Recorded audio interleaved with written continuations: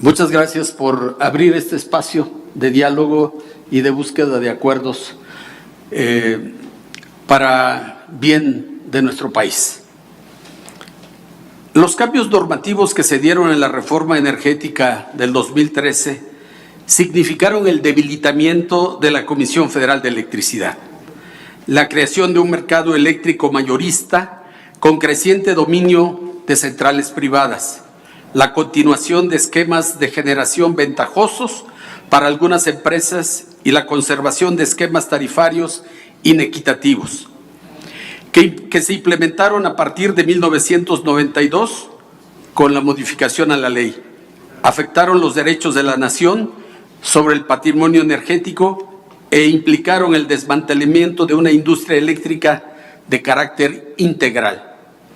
La reforma energética del 2013 obligó a la CFE a prestar los servicios de generación, transmisión, distribución y suministro básico de la energía eléctrica por medio de empresas productivas subsidiarias con un alto grado de autonomía que deshizo la integridad de la empresa a través de la separación, la separación estricta legal.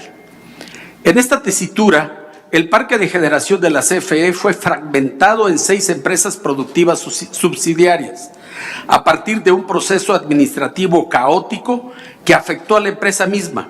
Un ejemplo claro de esta fragmentación perjudicó la operación de CFE, se observa en las centrales hidroeléctricas del sistema de presas del río Grijalva, donde centrales hidroeléctricas que se encuentran en el mismo territorio no podían tener comunicación entre sí, ni coordinación ni apoyos, porque estaban en diferentes subsidiarias.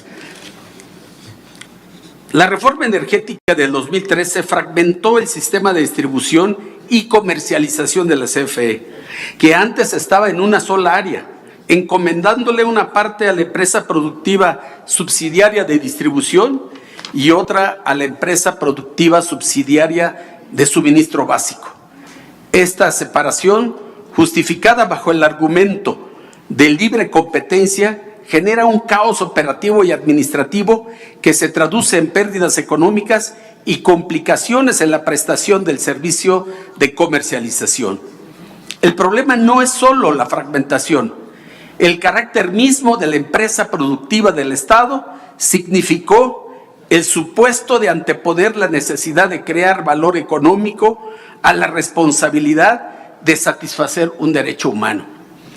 Hay una cuestión muy importante. Efectivamente, coincido en que la electricidad es un derecho humano. Alguien decía que era importante que este recurso que se está previendo invertir en el desarrollo de Comisión Federal podría invertirse en programas sociales, en educación, en salud, en vivienda y en otros programas sociales que se derivan de derechos humanos fundamentales. Yo creo que no se dan cuenta que la electricidad, para que haya salud necesitamos electricidad, para que haya vivienda digna necesitamos electricidad, para que haya salud para nuestra población necesitamos la electricidad. Hoy dependemos en un 20% de la electricidad y en unos años más será de un 40%. Por lo tanto, creo yo que como empresa productiva del Estado fue el gran error, es la desnaturalización de la función del Estado mismo. Cualquier Estado nacional, su función, pues no es hacer negocios, no es tener empresas que generen utilidades, sino llevar el bienestar, llevar la felicidad a los nacionales. En ese sentido, efectivamente, no solamente en algún momento se pudiera subsidiar, hablaba que a lo mejor hasta regalarlo en un momento dado porque se estará satisfaciendo un derecho humano. Entonces, yo considero que pasarlo como empresa productiva del Estado definitivamente le quita la naturaleza de ser un órgano del Estado mexicano. Porque a partir de ello se olvida el origen de Comisión Federal de Electricidad. Comisión Federal de Electricidad nace en los años 30 del siglo pasado con el general Lázaro Cárdenas Y precisamente la función de Comisión Federal era social, llevar la electricidad a todos los rincones del país para beneficiar al pueblo mexicano. ¿Y qué pasa en los 60s? Con Adolfo López Mateos, con la nacionalización de la industria eléctrica, que estaba disperso en la República Mexicana, solo en los lugares donde había mayor concentración de población, de empresas, de industrias, pero no beneficiaban a la totalidad de los mexicanos. Vino la nacionalización de la industria eléctrica. Y fíjense, qué sabio el presidente cuando dijo: mexicanos, hoy les entrego la electricidad para que lo utilicen para el desarrollo del país. Pero cuidado, porque no faltarán traidores a la patria que quieran volver a regresar la electricidad a manos extranjeras y a manos privadas. ¿Cuánta razón tenía el presidente López Mateos cuando llamó y hizo esta alerta al pueblo de México? Lo que pasó que a partir de los 90s, a partir de modificaciones en la ley, con las primeras cuestiones de autoabastecimiento, se empezó a privatizar. Pero no solamente a privatizar, sino a hacer manejos ilegales de los mismos. Estas empresas de autoabastecimiento, que en realidad no son de autoabastecimiento, tendremos creo 230 y tantas centrales eléctricas que deberían de estar proveyendo energía a 239 empresas o particulares de alto consumo, y le están dando servicio a 77,500 empresas y particulares. ¿A qué se debe esto?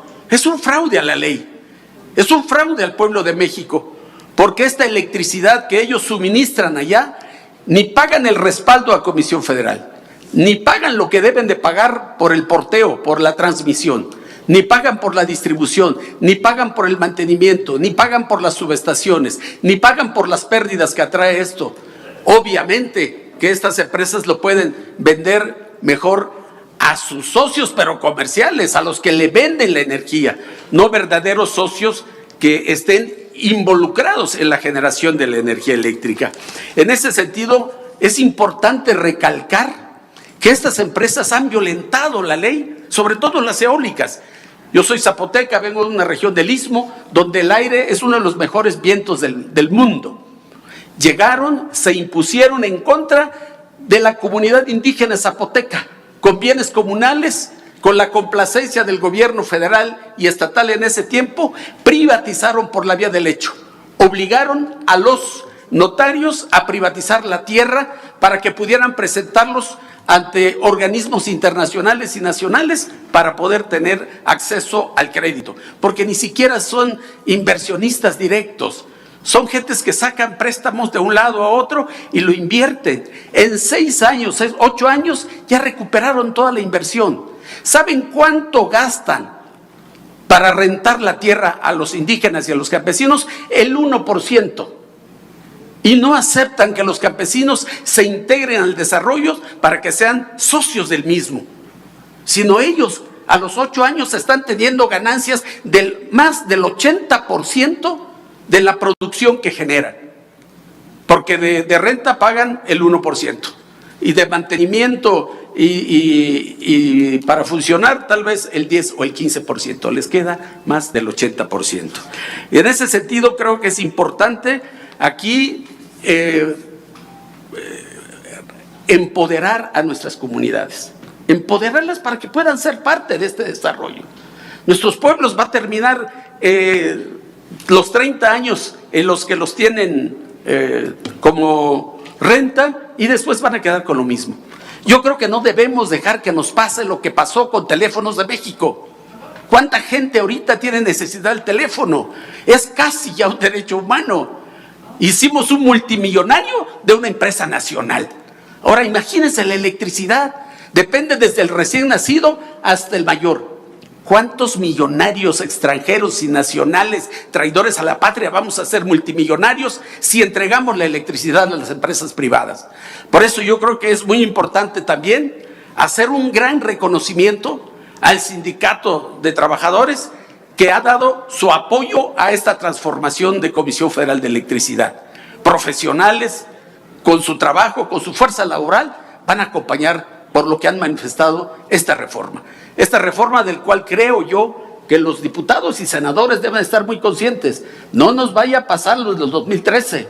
Los a base de cañonazos sacaron la reforma energética. Ojalá y ahora los diputados y senadores de todos los partidos entiendan que primeramente está el interés del pueblo de México. Muchas gracias.